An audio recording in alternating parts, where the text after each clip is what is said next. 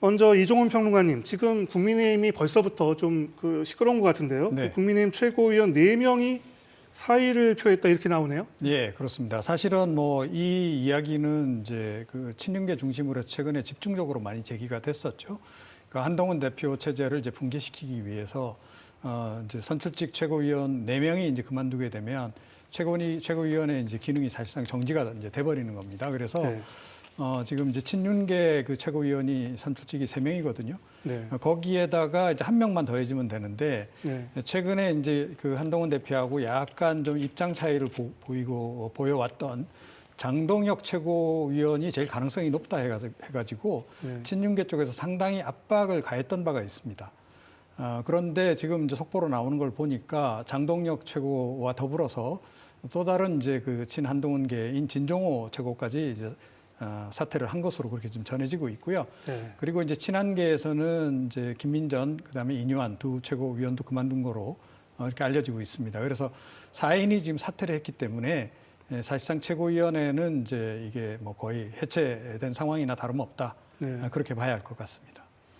그런데 한동훈 대표는 아까 기자들과 만나서는 뭐 이에 대해서는 별로 말이 없었단 말이죠. 어떻게 봐야 되나요? 그 대표직을 이제 계속 수행하겠다라고 얘기를 했습니다. 네. 근데 이제 사실상 수행하기가 좀 어려운 이제 그런 국면으로 접어든 것으로 이제 봐야 되는 거고요.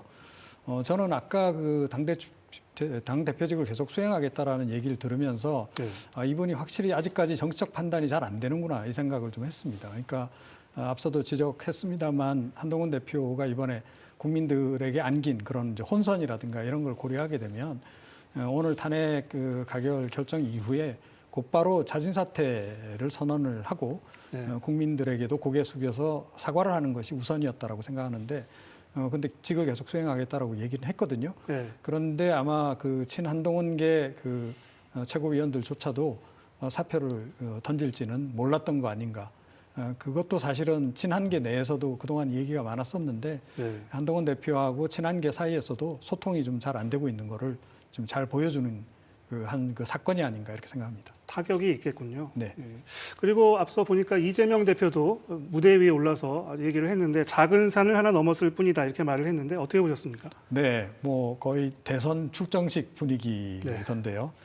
그런데 이재명 대표의 운명도 사실은 앞으로 어떻게 될지는 두고 봐야 된다 이렇게 생각합니다. 그러니까 그 동안에 뭐 워낙 이제 사법 리스크와 관련한 논란이 많기도 했는데 이제 뭐 적지 않은 분들이 이게 약간 윤석열 정권 하에서 일종의 이제 약간 공안 탄압 비슷하게 그렇게 진행된 측면이 있다라는 거 이해는 하지만 또 적지 않은 또 다른 국민들은 여전히 그 의혹이 사실일 가능성이 높다라고 지금 믿고 있는 상황이고 네. 그 가운데 한 건이 벌써 지금 유죄 판결이 1심에서 나온 바가 있단 말이에요. 그래서 향후에 재판이 빨리 진행된다라고 전제한다면 네. 유죄 판결이 추가적으로 더 나올 수도 있는 겁니다. 그렇게 보면 국민들 입장에서는 이번 기회에 다 정리하자 이렇게 갈 수도 있다라고 봐요.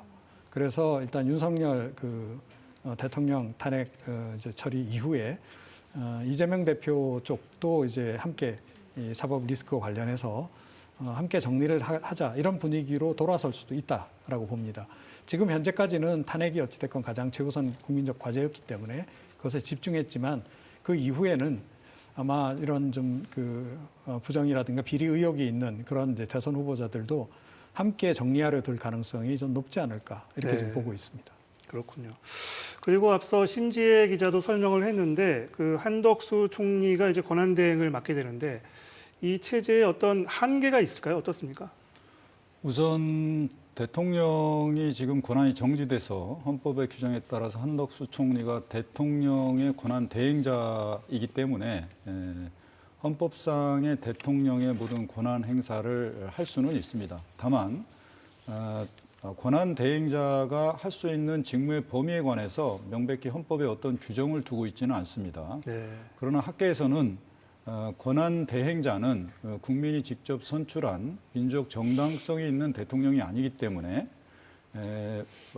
국민이 직접 선출한 대통령이 행사할 수 있는 고유한 권한을 모두 행사할 수는 없다. 즉 국무위원이나 행정각부의 장관을 임명하거나 적극적이고 형성적인 행위를 행사할 수는 없고 이 현상 유지적인 그런 업무에 한한다라는 것이 이제 원칙이고. 다만 권한 대행 기간에도 국가의 어떤 비상 상황이나 대통령의 권한을 꼭 행사해야만 될 그런 권한 행사의 필요성이 있으면 권한 대행도 그런 경우에는 당연히 행사할 수는 있습니다.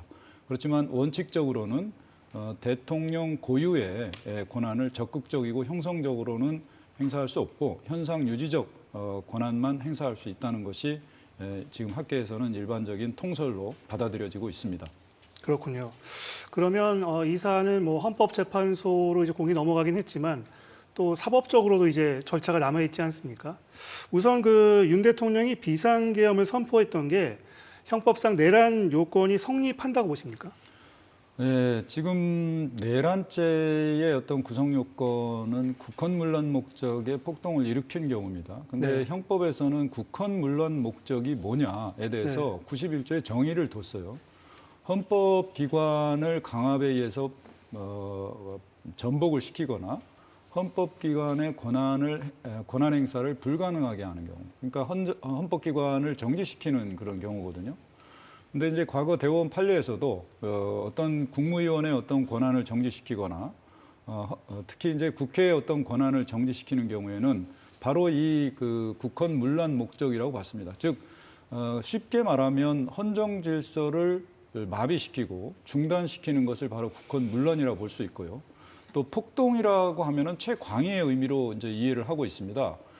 즉 이 사건에서 보면은 국회에 군경을 동원해서 봉쇄하고 점거하고 군병력을 동원해서 국회 회의를 못하도록 막으려 했다는 점, 그리고 지금 많은 증언들 통해서 국회 이제 여야당의 어떤 대표나 국회의장을 체포 감금하려고 했다는 점, 이런 것들은 결국은 헌법기관인 국회와 국회의원의 어떤 권한 행사를 상당 기간 아니면 뭐 사실상 어떤 폐쇄하려는 시도였다고 볼 수 있거든요. 네. 그래서 실제로는 이 대통령이 이번 계엄 선포와 국회 점거 또 중앙선거관리위원회에 어떤 점거는 형법상의 내란죄에 해당된다고 볼 수 있고요. 실제로 지금 김용현 전 국방장관이나 여인영 방첩사령관의 어떤 구속영장 범죄 사실에 보면은 대통령과 공모하여 내란 범죄를 범했다고 적시가 되어 있습니다. 그리고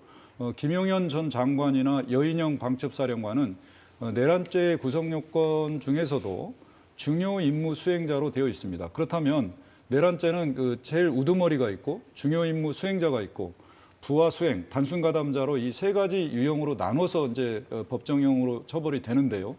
지금 우두머리가 누구인지 나와 있지 않지만 지금 김용현 장관이나 여인영 사령관의 구속영장 범죄 사실에 비춰보면 윤 대통령을 이 내란죄의 우두머리로 당연히 정조준하고 있음을 그대로 보여주는 것이 아닌가.